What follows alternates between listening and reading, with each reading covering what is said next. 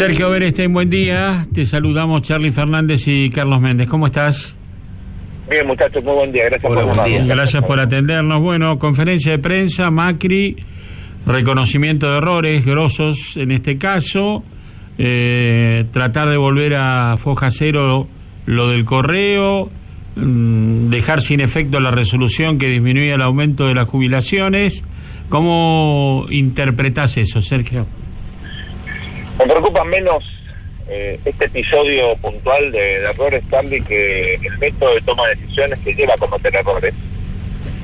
Y fundamentalmente me preocupa la evaluación que hace el gobierno de cuestiones que considera que no son controversiales, pero que, en mi opinión, eso implica desconocer cuáles son las prioridades o en todo caso, las sensibilidades que tiene la opinión pública argentina, ¿no? En particular, por ejemplo, en una cuestión tan controversial como la del correo, que remite a los momentos naturalmente más duros de las privatizaciones del menemismo. Duro me refiero con las dudas que generó todo el proceso de privatización del correo en un contexto post muerte de Cabezas, con obviamente la duda de Abraham dando vueltas en toda la industria y con también dificultades para comprender los niveles de transparencia y control que tenía esa actividad, incluso vinculada al crimen organizado. Entonces, estamos hablando obviamente de un sector, bueno, me falta agregar su participación en materia electoral, siempre muy controversial, ¿verdad? Así es. Estamos hablando de un sector que por definición requiere digamos, un cuidado especial, y hablar de lo que implicaba la negociación en sí misma, ¿no? Yo creo que el gobierno hoy demostró falta de tacto, falta de sensibilidad.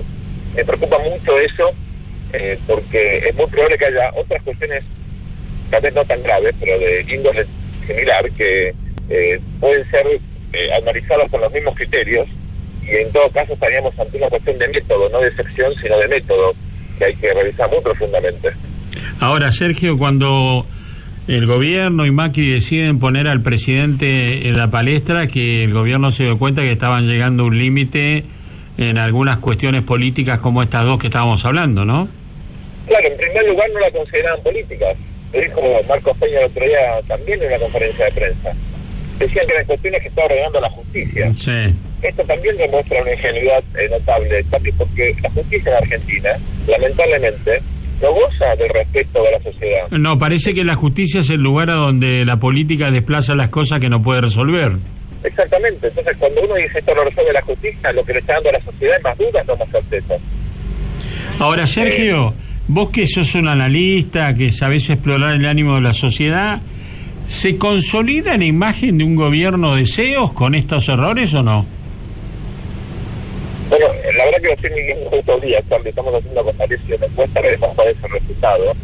Yo diría más que un gobierno de CEOs, hacer circular en las redes sociales realmente algo muy original, y era esta idea del errorismo de Estado. Sí, errorismo de Estado. Lo vi, sí. Me pareció fabuloso, y la imaginación obviamente de la Argentina no tiene límites.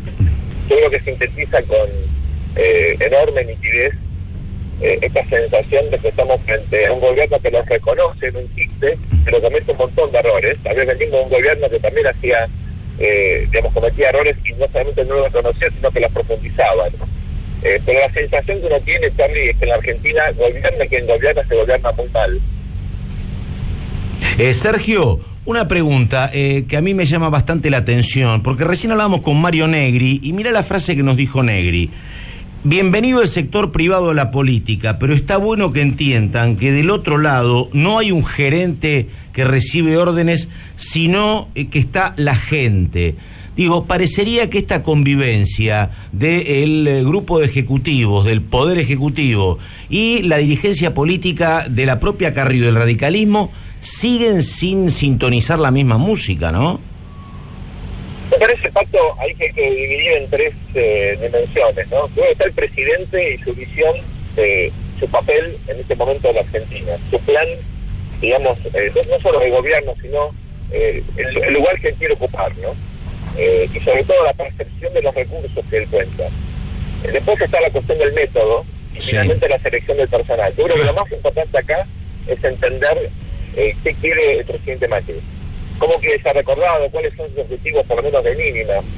Y ahí me parece, esto es una hipótesis, que hay una visión de fragilidad, de autolimitación de las posibilidades que brinda hoy el poder en la Argentina para un presidente que ganó en segunda vuelta, la primera vez que esto ocurre en nuestro país, que ganó apenas por 2 puntos, que tiene minoría en ambas cámaras, en fin, digamos, una situación de objetiva debilidad político-institucional que hace que el gobierno despliegue siempre una, digamos, agenda bastante limitada, minimalista.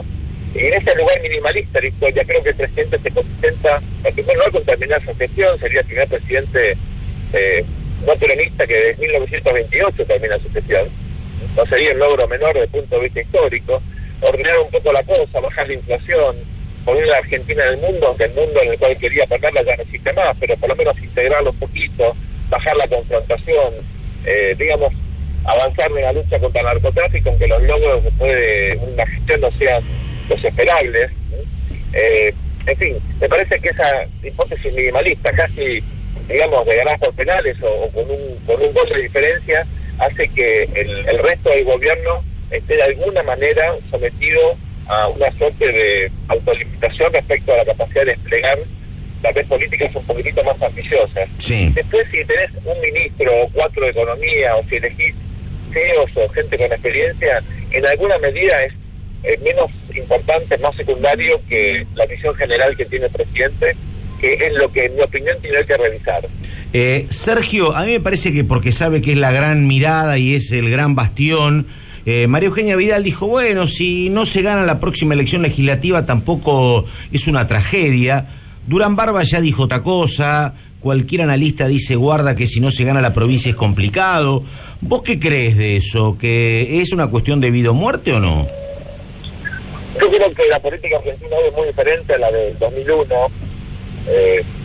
Extrapolar experiencias tan negativas, dolorosas del pasado no sirve para comprender las iniciativas de hoy, que son complejas. Creo que la gobernadora tiene un punto en el sentido de que el sistema político, y ella lo vive todos los días en la provincia de Buenos Aires, está más para acordar, para consensuar, que para, en todo caso, popularizar o generar incluso vicegobernabilidad.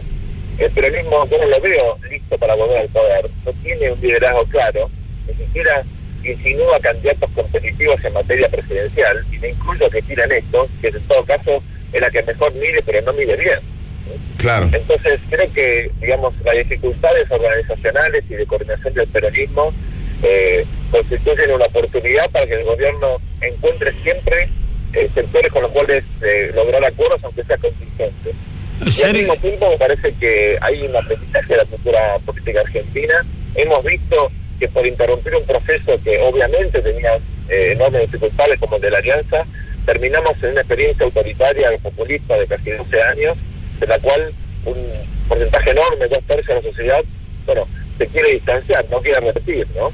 Así que, digamos, estos saltos al vacío han tenido consecuencias tan graves que el sistema político me parece que ha madurado y va a buscar salidas consensuadas, aunque impliquen cambios en el peso relativo de los actores en función del resultado de las elecciones de octubre. Sergio, la última tiene que ver con alguna declaración de diputados del oficialismo preocupados por la falta de comunicación o la manera de gobernar de la Casa Rosada sin tener en cuenta el Parlamento. Ejemplo, la noticia de la disminución del aumento de jubilaciones, nos decía Negri, cayó como una bomba de agua en plena sesión de ART. ¿Cómo lo ves?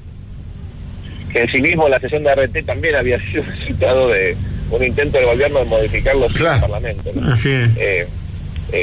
Creo que hay dificultades de coordinación que no son nuevas, a veces tienen que ver con las personas, no solamente con, digamos, con los distintos poderes del Estado. El gobierno creo que minimiza la importancia que tiene, digamos, el tiempo dedicado a la política, ¿no? Creo que es un gobierno más orientado, se siente más cómodo gestionando, tomando decisiones, realizando planes, números, que invirtiendo, digamos, el tiempo del presidente, sobre todo, y de otros funcionarios, en generar consenso, hacer preguntas, incluso diálogos que parecen no tener sentido, pero generan confianza y capital social. Cuando uno necesita el teléfono hay que levantarlo cuando está en la crisis, ¿no? Digamos, uno no puede establecer un vínculo en medio del problema, lo tiene que tener antes, ¿verdad? Eso en política es muy importante. Si se me permite una anécdota que tuve oportunidad de una reunión con el fallecido presidente Alfonsín. Él contaba que siempre cuando hubo una reunión en el interior se quedaba 15 minutos hablando con alguno de los participantes, aunque parecieran marginales, ¿no? Sobre todo con los más jóvenes, y alguien le preguntaba, ¿pero por qué, Raúl, si hace eso? Y él decía, porque esa persona dentro de algún tiempo seguramente va a ser importante en todas estas cosas porque habló conmigo. Sergio, fue fantástico, ¿no? Sergio Berestein, muchísimas gracias, viejo. Al contrario, un abrazo enorme, buen fin de semana. Igualmente.